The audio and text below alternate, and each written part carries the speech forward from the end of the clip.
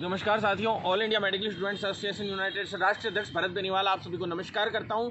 और मैं आप सबसे के बीच में आज शाम को 8 बजे लाइव आने वाला था, लेकिन अभी नहीं आ सकता हूं क्योंकि 8 बजे लाइव इसलिए नहीं आ सकता हूं क्योंकि आज शाम को अभी हमारी 8:15 बजे से मीटिंग शुरू है किसी बड़े वकील से, और सुप्रीम कोर्ट जो है उसमें 80-20 का जो मैटर है उसको हम लेके जा रहे हैं एक तो, और दूसरा प्रमोट वाले मुद्दे को भी बहुत जल्द लेके जाएंगे। लेकिन उससे पहले हम देख रहे हैं कि सामान्य तौर पे अगर हम लोग कुछ करके भी अगर प्रमोट वाले मुद्दे में सक्सेस हो जाएं तो अच्छा है, नहीं तो फिर सुप्रीम कोर्ट का दरवाज़ा भी खटखटाना पड़ सकता है। तो साथियों, मैं आप सभी से ये कहना चाहता हूं कि जिस प्रकार से जो 80-20 का मैटर है, अभी कल ही विज्ञप्ति जारी हुई है एम्स की, जितने भी एम्स हैं काफ़ी एम्स में वैकेंसीज निकाली गई हैं स्टाफ नर्स ग्रेड द्वितीय यानी कि nursing officer staff nurse grade द्वितीय। सिर्फ राजस्थान में अभी उसका पदनाम चेंज नहीं हुआ है। नर्सिंग ऑफिसर की जो भर्तियां हैं, उन नर्सिंग ऑफिसर की भर्तियों में जो अनइक्वलिटी का मामला सामने आया है, जो पहले भी पटना एम्स में और दूसरे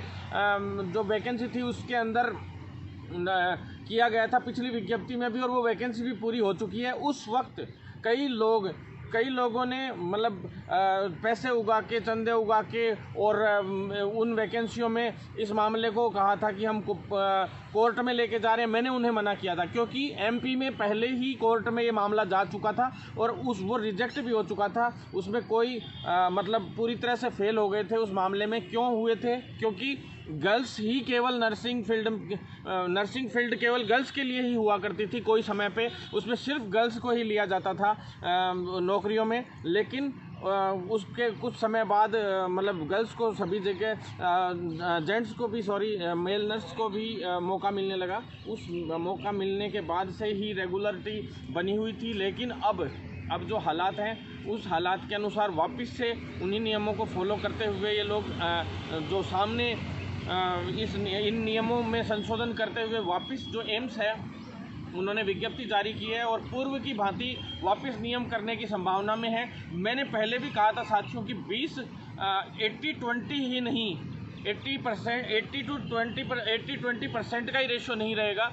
आने वाले भविष्य में केवल गर्ल्स के लिए भी नर्सिंग फील्ड के नए नियम संशोधित होने की संभावनाएं हैं। जिस प्रकार से मैंने पहले ही कह दिया था कि इस प्रकार जो अभी 80-20 का जो रूल है ये बहुत जल्द आने की संभावनाएं हैं, लेकिन मेरी बात पर किसी ने विश्वास नहीं किया। और मैंने कहा था कि लिखित परीक्षा से भर्तियां राजस्थान में होनी बहुत आवश्यक है। केंद्र की भर्तियां भी लड़कों के लिए बंद होने वाली हैं, ये मैंने साफ तौर पे उस वक्त कहा था, आज से 1.5 साल पहले, जब मैंने आंदोलन किया था लिखित परीक्षा से भर्तियों के लिए राजस्थान में, कि जितनी भी भर्तियां सारी रिटर्न एग्जाम पे होनी चाहिए, आरपीएससी के थ्रू होनी चाहिए, अधीनस्थ आयोग द्वारा होनी चाहिए। लेकिन लोगों को केंद्र की भर्तियां चाहिए थी उस वक्त, और मैंने बहुत आग्रह किया लोगों को। आंदोलन की रैलियां निकाली, रैलियों के दौरान हम जबरदस्ती बसों में लोगों को चढ़ाते थे, स्टूडेंट्स को चढ़ाते थे, लेकिन उनको तो केंद्र की भर्तियां चाहिए थी। अब ले लो केंद्र की भर्तियां, लेकिन मैं इसीलिए इस 80-20 मैटर में अब तक नहीं बोला हूं। एक बार सिर्फ हर्षवर्धन जी से मिल के आया हूं। अगर मैं इस भर्ती वाले 80-20 के मैटर में प्रयास करता तो अब तक शायद मैं इसमें जीत हासिल कर चुका होता,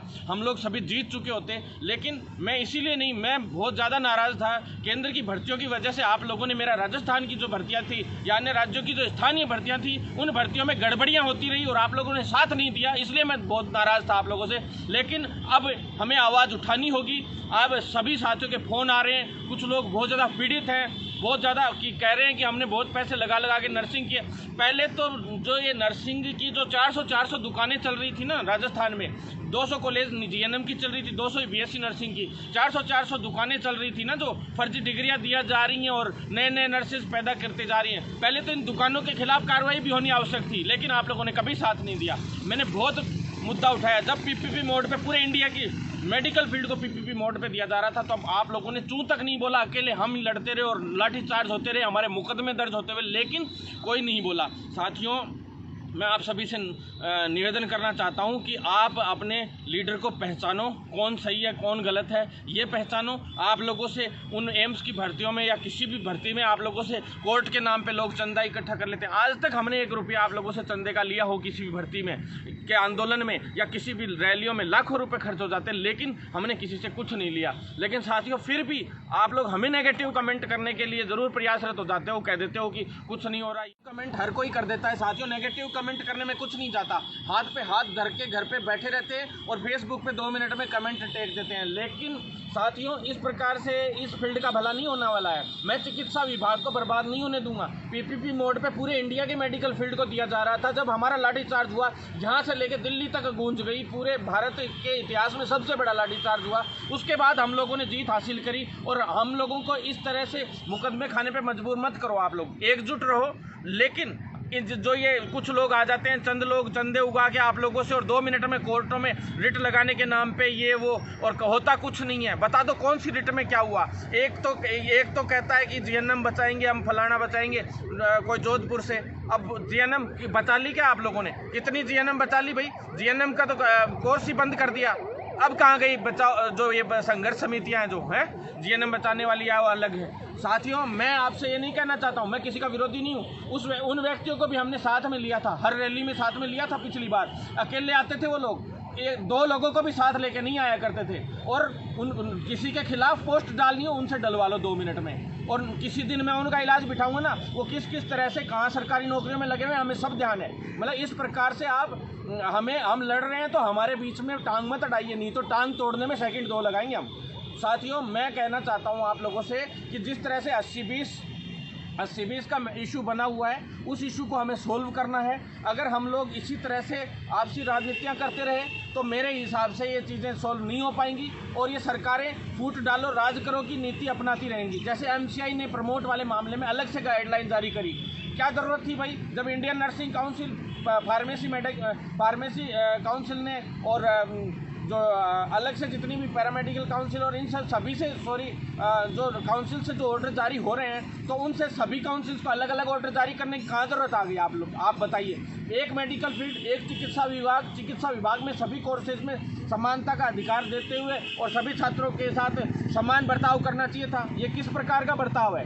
एमसीआई है, 3 महीने बाद सोचेगी कि भाई हाँ एग्ज़ाम करानी चाहिए या नहीं करानी चाहिए, प्रमोट करना चाहिए। एक तरीके से उन्होंने 3 महीने का गैप ले लिया बीच में कि भाई माहौल ठीक होगा तो हम करवा देंगे, नहीं होगा तो एक बार के लिए अगली क्लास में प्रमोट कर दिया। क्या प्रमोट कर दिया भाई?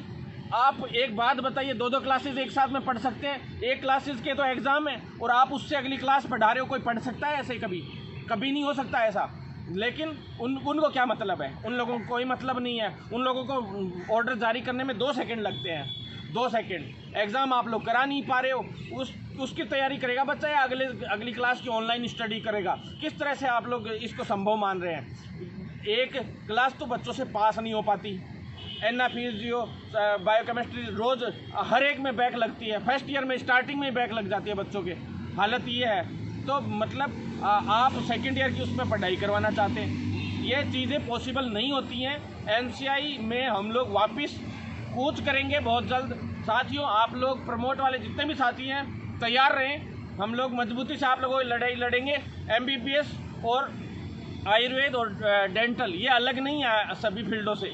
जब नर्सिंग में, फार्मेसी में, सभी में प्रमोट के आदेश जारी कर दिए गए हैं और कई यूनिवर्सिटीज़ ऑर्डर जारी कर रही हैं, कई काउंसिल्स जो स्थानीय राज्यों की हैं वो ऑर्डर जारी कर रही हैं, तो इन लोगों को कहाँ दिक्कत आ गई थी? क्या कोविड-19 का खतरा एमबीबीएस के छात्र को नहीं है, डेंटल के छात्र को नहीं है, या फार्मासिस्ट वाले सुरक्षा कवच पहन के घूम रहे हैं, या नर्सिंग वाले सुरक्षा कवच पहन के घूम रहे हैं कि उनको कभी होगा ही नहीं, उनको कोई वरदान है कि भाई ये अमर रहेगा, ये मरेगा ही नहीं? मतलब ऐसा नहीं होता है। ये सबके लिए इक्वलिटी का अधिकार है और वही इनइक्वलिटी का विरोध हम 80-20 में कर रहे हैं। जितनी भी नर्सिंग ऑफिसर की एम्स की भर्तियां हैं उनमें भी इसी प्रकार से इनइक्वलिटी का मुद्दा है और इस मुद्दे को हम जल्द ही सॉल्व करेंगे। अब तक मैंने इस मुद्दे को हाथ में नहीं लिया था क्योंकि इसमें आपसी राजनीति बहुत ज़्यादा चल रही थी। कई लोग सोशल मीडिया पे अपने आप में हीरो बन रहे थे। आज तक कुछ नहीं किया उन लोगों ने।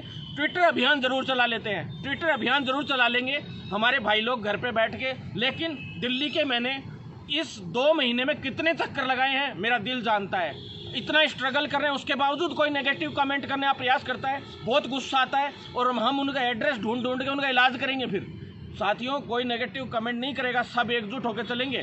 और मैं नेगेटिव कमेंट ज़्यादा पॉइंट आउट करता हूँ, जो नेगेटिव कमेंट करेगा हम उसका इलाज बिठा देंगे। फिर साथियों, इसके बाद मैं आपको पास आना चाहता हूँ, कम्युनिटी हेल्थ ऑफिसर वाली भर्ती है, उसके लिए मैंने पिछली बार जोरदार प्रदर्शन किया था हम उसके बाद निरंजन आर्य फाइनेंस के जो मैनेजर हमारे राजस्थान के वित्त विभाग मुख्यमंत्री जी के पास है, अशोक गहलोत के पास, और अशोक गहलोत वहाँ पे रंगरेलियाँ मना रहे हैं जो होटलों में, उनका भी इलाज किया जाएगा, बहुत जल्द इलाज किया जाएगा साथियों। कोई ऐसी घटना होने की संभावना है, मैं रेड अलर्ट जारी कर दो, मैं कह रहा हूँ पूरे इस प्रशासन को कि रेड अलर्ट जारी कर दो। बहुत गलत कर रहे हो तुम हमारे साथ, जो जनता के साथ आप लोग कर रहे हो वो बहुत दुर्भाग्यपूर्ण है, और उसका इलाज करने वाले पैदा हो चुके हैं और करके दिखाएंगे हम बताएंगे आप लोगों को कि क्या होती है जो एक जनता की ताकत। बेवकूफ़ समझ के रख लिया आप लोगों ने। जैसलमेर के होटलों में पड़े हो, कभी यहाँ के फेयरमाउंट होटल में पड़े हो, मजाक समझ लिया जनता को। हमने जिता के भेजा था या तुम्हें वहाँ पे गुप्त एस और 5 स्टार 7 स्टार होटलों में ऐश करने के लिए भेजा था? साथियों कुछ नहीं है ये सब नेता कुछ नहीं है, इनका इलाज करेंगे बहुत जल्दी, लेकिन पहले ये इश्यूज सॉल्व हो जाए धीरे धीरे। और 14 तारीख से 14 अगस्त से विधानसभा का राजस्थान में सत्र शुरू हो रहा है, और 15-16 की 2 दिन की छुट्टी है। 17 या 18 को हो सकता है विधानसभा घेराव करना पड़ सके या कुछ भी करना पड़े। हम इन नेताओं को सबक सिखाएंगे, क्योंकि हमने इनको वोट देकर भेजा है। 5 स्टार और 7 स्टार होटलों में मजे करने के लिए नहीं भेजा है साथियों। और आप लोग एकजुट रहिए, आप लोग हमारी ताकत हैं, आप लोग हमारी ताकत है। और आप लोग जैसे पहले लिखित परीक्षा के लिए हम ज़बरदस्ती बसों में भरने का प्रयास करते थे, और 40-30 हज़ार स्टूडेंट्स की रैलियाँ इतनी मुश्किल से जब गले बैठ जाया करते थे मेरे भाषण दे दे के, तब जाके इकट्ठे हुआ करते थे। अपने मन से इकट्ठा होने जिस दिन आप लोग शुरू हो जाओगे, हर मुद्दा सोल्व होगा। मैं कहता हूँ हर मुद्दा सोल्व होगा, लेकिन ऐसे ही चलता रहा ना, कोई मुद्दे सोल्व नहीं होंगे आप लोगों के। अकेला मैं भी कब तक लड़ूंगा? लास्ट में यही होगा कि यार अकेला लड़ता लड़ता हो गया, बस कब तक लड़ता, वो भी सब यही कहेंगे। साथियों एकजुट हो जाओ। इस चिकित्सा विभाग को बेचने तक की तैयारी कर लेती है सरकार, और आप लोग बैठे रहते हो चुपचाप। और कर्मचारी संघ तो कभी साथ नहीं देते, मैं तो ये जानता हूँ। नहीं, कर्मचारी संघ वाले चाहते तो आज बच्चे प्रमोट भी हो चुके होते, 80-20 का मैटर भी अब तक सॉल्व हो चुका होता। एम्स में कर्मचारी संघ है, मैं उनसे आग्रह करना चाहता हूँ कि आप लोग इस बात को आगे रखिए, क्योंकि अब तक ढंग से गुलेरिया जी को ढंग से इस मैटर का पता तक नहीं था। मैं पिछली बार मिल के आया था, तब 80-20 मैटर का उसको ढंग से पता तक नहीं है। आप कहते हैं हम लोग मांग उठा रहे हैं, कोई मांग नहीं उठ रही है। मांग उठेगी उस दिन एम्स हिलेगा पूरा का पूरा, उसको कहते हैं मांग उठाना। कोर्ट के अंदर जीत हो हार हो कोई बड़ी बात नहीं है, लेकिन आंदोलन कमजोर नहीं पड़ना चाहिए। उस एम्स की घेराबंदी करनी बहुत आवश्यक है साथियों, जितने भी एम्स हैं इनकी घेराबंदी करनी बहुत आवश्यक है। नहीं तो ऐसे ही बैठे रह जाओगे कोर्ट के भरोसे पे। पहले भी केस हार गए, पटना की भी भर्ती हो गई, पटना एम्स की भी, और इसी तरह से भर्तियां हो जाएंगी। इसलिए सभी तरह से मजबूती से चारों तरफ से घेराबंदी करके पूरी लड़ाई लड़ो, सब तरीके के हथियार अपनाओ, तब जाके ही हमारी जीत हो सकती है।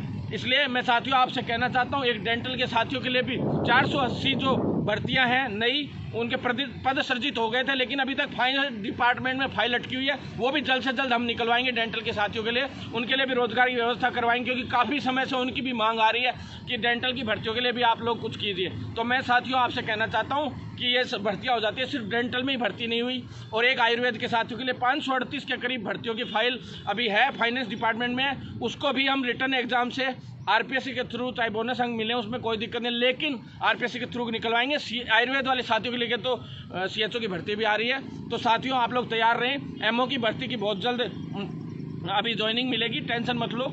और फार्मासिस्ट के एग्ज़ाम होने वाली है। सभी भर्तियों के बारे में हम लोग आपसे लगातार जुड़े रहेंगे राजस्थान में, और पूरे इंडिया लेवल की जितनी भी वैकेंसीज़ हैं और जितने भी मुद्दे हैं उन पे हम चर्चा करेंगे। कोई भी मुद्दा हो हमें बताइए व्हाट्सएप पे, हम उसको सॉल्व करने का प्रयास करेंगे।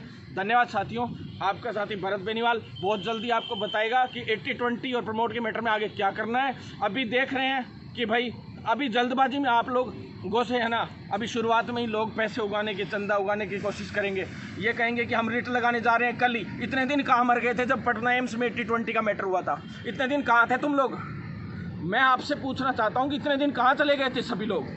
अब मुद्दा मैं उठाऊंगा और मजबूती से उठाऊंगा। अगर आप लोग साथ देना चाहें तो साथ दें, नहीं तो इन्हीं गुटबाजियों में ही हो रह जाएंगे। वो कहेंगे कि वो फलाने वाले लगाने जा रहे हैं रिट, वो कहेगा दिखाने वाले लगाने जा रहे हैं रिट।